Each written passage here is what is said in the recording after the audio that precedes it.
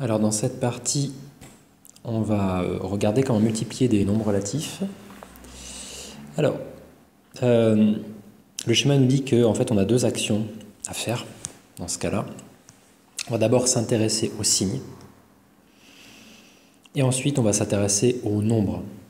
On dit aussi que ce sont les distances à zéro, donc sans les signes.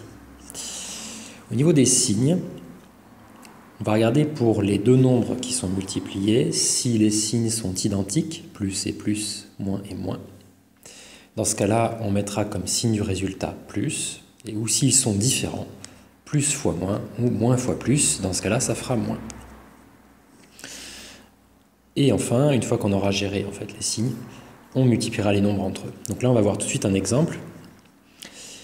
On a le nombre relatif moins de 2 multiplié par le nombre relatif plus 4. Alors, comme je viens de le dire, en fait, on va d'abord de s'intéresser uniquement aux signes comme s'il n'y avait pas les nombres. Et on va regarder si les signes sont identiques ou différents. Ici, les signes sont différents, et lorsque les signes sont différents, le résultat comportera le signe moins.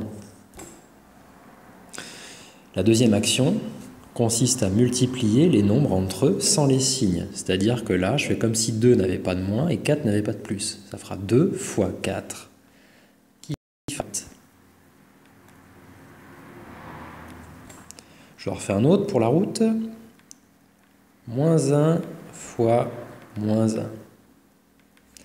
D'abord, vous allez aller regarder les signes seuls. Moins fois moins. Moins moins, c'est dans la partie signe identique, donc le résultat sera plus.